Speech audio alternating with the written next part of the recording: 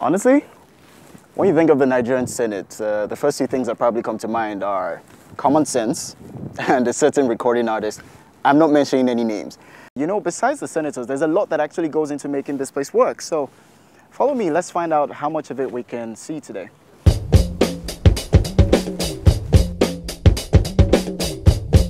My first tour guide was Wale from the Senate President's new media team, who was kind enough to take 15 minutes of his busy day to show me around. Hi, Kelvin. Hi, Wale. How's it doing? You're going to show us around today? Yeah, so welcome. This is the White House. This is where the legislative business is done. Okay. And to my right is the Senate building. So why not come with me to see? Yeah.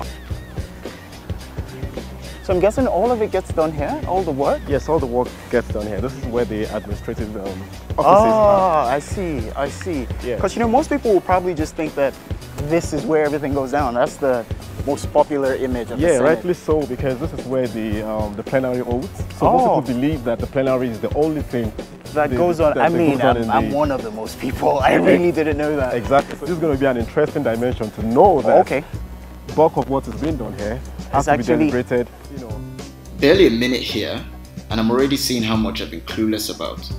We go through security to see even more.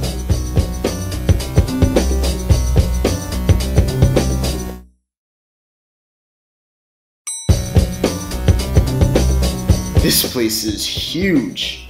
There are 4 floors, hundreds of offices. I've counted 3 different sets of elevators, 2 cafeterias, services, banks, more banks, and all this is to service the almost 2,000 people who work in the complex every day with little or no social life.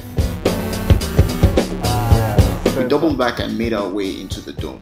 This is the Senate gallery. Okay. And on the other side you have the House of Reps chamber. Okay. So if you take the staircase up, that's where we have access to view. Okay, that's the gallery. Okay. Yes, this is the entrance. Okay, to the chamber. that's the entrance. Okay. But the senators, they walk in from this. Okay. They go in from. It's like we have the Senate here, the reps here. So this is like the common building. Is it always this busy, or is this just because today is a plenary day? Yeah, it's busier on plenary days. Okay. So if give or take, you have like about 2,008 working with 2,000. Yeah. Wow. Thereabout. I mean, management staff inclusive. Okay. So if you have that working with the Senate President and the Speaker. Speaker of House of Reps. And then there are routine of aides, and you know, so to make up that number. So you can imagine the influx.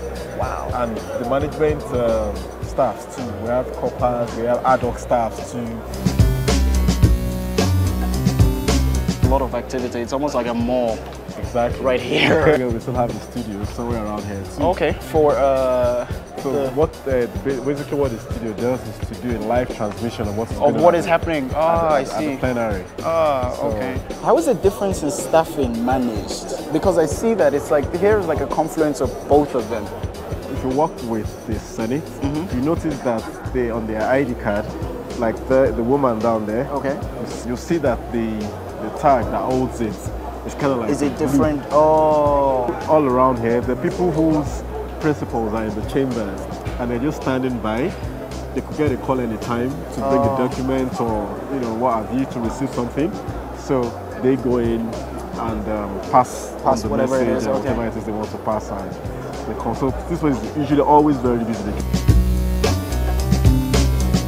After getting my fill of the all-popular domed White House, Wale took me up to the 4th floor, the Senate President's office. We have the office of the Senate President, and we have the office of the Deputy Senate President. Okay. We have the principal offices from both the majority and the minority party. And then we also have the interesting long-serving senators too. On the same floor? Yeah, on the same floor as well. Interesting. It's good to also note that this is the first time in the history of the nation that we are having 2 parties, the 2 parties represented at the level of the principal officers. Next up, I met with Fatima from the Office of Budget and Planning, who offered to take me on a short tour of the Senate President's office. So let me take you through a typical courtesy call. You would have the leader of the delegation visiting, sitting here, followed by other members of the delegation. Behind him, you would have, if there are any extra members of the delegation, they'd sit behind him. Otherwise, you'd have protocol and maybe a few other aides from SP's office would sit here. Then on this side, on the other side of the table, you'd have the leader of the Senate, and then you'd have other principal officers, whoever is joining, whatever relevant senator is coming to join in will be sitting on that side of the table.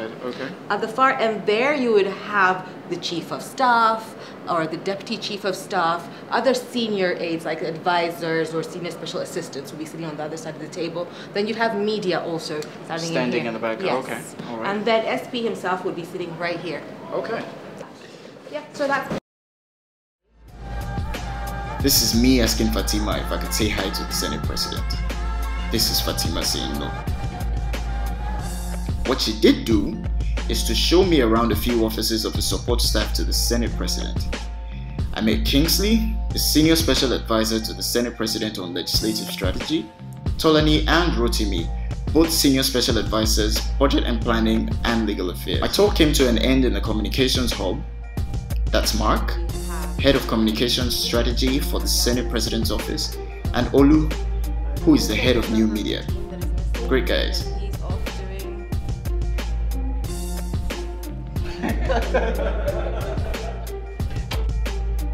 All in all, it was an enlightening experience. It was also very interesting to see just how much work goes on behind the scenes. I hope you enjoyed this video, and to all the workers in the Senate who we never hear about, we salute you.